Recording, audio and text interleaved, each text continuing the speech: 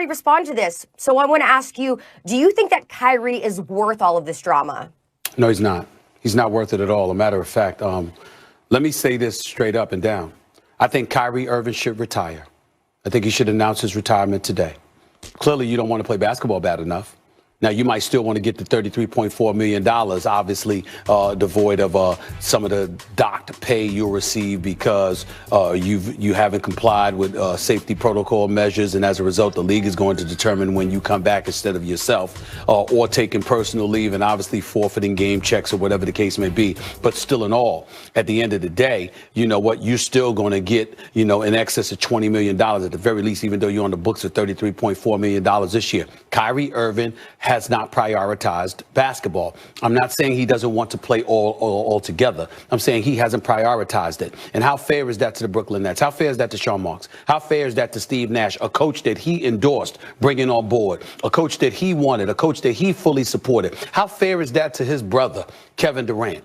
Now, we can sit up there and say what we want about Kevin Durant, temperamental and all this stuff. This brother is a superstar and answers the call the way superstars are supposed to answer the call. Whenever he can play, he does play. That's who Kevin Durant is. He loves playing the game of basketball. He can play it for a lot of money because he's so great he commands it, or he'd play for free. But he'll play anywhere because that's who he is. Kyrie Irving clearly is not interested in doing that. And that's the problem. So guess what?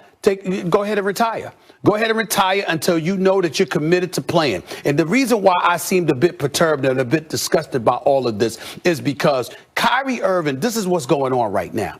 There's a lot of stuff that's been happening in this world over the last few months, as we all know. Social justice issues and beyond, and we get that. And Kyrie Irving's heart is in the right place. He wants to do a lot of things for the community. He wants to do things to uplift the community, to address some of the concerns, the things that have ravaged our communities for many, many years. He wants to do all of that. In that regard, his heart is in the right place. He's philanthropic. He's very charitable with his time, with his donations, and things of that nature. Just the other day, we saw him on the phone with some congressional figure. I don't know who it was. I'm sorry, I don't have it in front of me. But clearly trying to address some of the concerns that are ailing our society and our community. We understand that. Here's the problem that I have. He acts like he can't chew gum and walk at the same time. You can do that after you fulfill your duties or in the midst of fulfilling your duties. Just because you want to do all of those other things does not mean that you can't show up to work. Just show up and earn your paycheck. This dude signed 4 years, $141 million. Last year, he played 20 games. He made a whole bunch of noise and hoopla about how the players shouldn't participate in the bubble during the postseason. A bubble, by the way, that he wasn't going to be able to participate in because he had right shoulder surgery. But still, he was making noise. And then went against Chris Paul and the Players Association, Chris Paul, Andre Iguodala, and all of those boys without even letting them know or giving them a heads up as to what he was going to do. He just bucked the whole system and decided that he wanted to do things his way. Then he comes into this season. Now that KD is healthy, okay, he still doesn't have his legs out, his legs together or whatever. KD is still getting in the game shape. He's still getting his game back and averaging 27, 28 a game. This is who this dude is. Surreal, big time, just elite, future Hall of Famer, two-time champion, two-time NBA Finals MVP. And we all know that the Brooklyn Nets would not have wanted Kyrie Irving had it not been for Kevin Durant. So if you're Kevin Durant, obviously you had to vouch for this brother. You had to insist on this brother being there with you. You had to want him the way Kawhi Leonard wanted Paul George. That's what you did with Kyrie Irving. And Kyrie Irving repays you and repays the Nets organization by skipping games for personal reasons. You're violating safety protocols. I know you were dancing with your sister Asia, and I get all of that, which is a beautiful, beautiful thing. But the times that we're living in, the last thing you need to be caught doing is being in a crowd of people without a mask on. That's going to raise red flags. It's going to make the NBA step in. Safety protocols and measures are going to obviously be discussed and probed, and whether or not you violated them, all of this stuff. You don't care. You don't mind missing games or anything. So guess what? This is what Kyrie Irving is saying. Basketball is not a priority to me. Nobody, Karis LeVert, Kevin Durant, Allen, Joe Harris, Steve Nash, Mike D'Antoni, and the rest of the coaching staff, Sean Marks, none of them deserve this. The owner, Joe Tsai, he doesn't deserve this. Nobody deserves this. Kyrie Irving, until you want to play, you should retire, forfeit every penny you make, retire, and go do what you want to do in regards to these issues that are clearly most important to you until you are ready to play. And my last point, Max, is saying this. If you know anything about Kyrie Irving, one of the people he loved, and I hate to bring this up, but it's unavoidable. One of the people he loved so dearly was the late, great Kobe Bryant.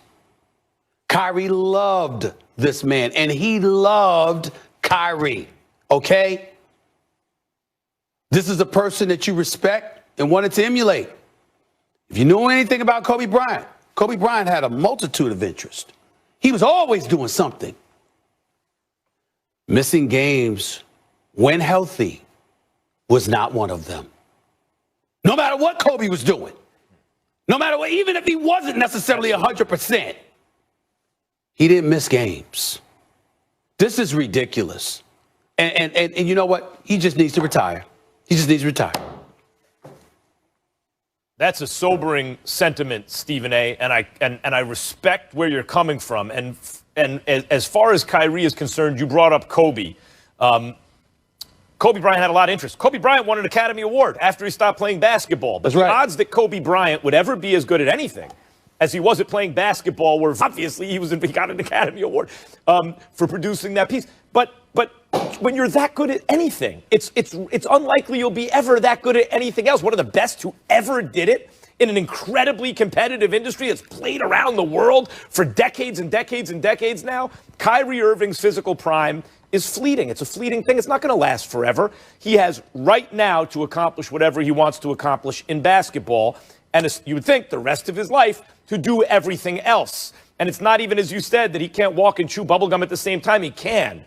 But you're absolutely right in that his focus, one would think, right now, should be basketball, because the reason the public is interested in Kyrie, I don't mean the people who love him and his family and his friends. I mean the general public. The reason we're talking about him on TV is because he is so great at playing basketball. That's why we're interested. He's phenomenal. And when you think about another guy who came out around the same time, around the same age, played the same position, and there used to be a debate 4 or 5 years ago. Who's better, Kyrie or Damian Lillard? Lillard just a little bit older. And Kyrie, the truth be told, is more talented and more skillful. You'd rather have Damian Lillard. He's a more valuable player. And Kyrie, if his legacy as an athlete is important to him, maybe it's not. Well, if it is, he needs to consider that. Well, Max, you're saying something in a roundabout way that I'll say more directly. Kyrie is not good. He is sensational. He is box office. To watch you walk through the turnstiles and pay your hard-earned money to see the kind of show that this brother can put on any given night. And what you're saying, Max, in a roundabout way that I'm going to say more directly, knowing he has box office appeal, knowing he has greatness in him, and now a championship pedigree with a championship roster, he doesn't seem to care. He doesn't seem to care enough about his teammates. He doesn't seem to care enough about the organization.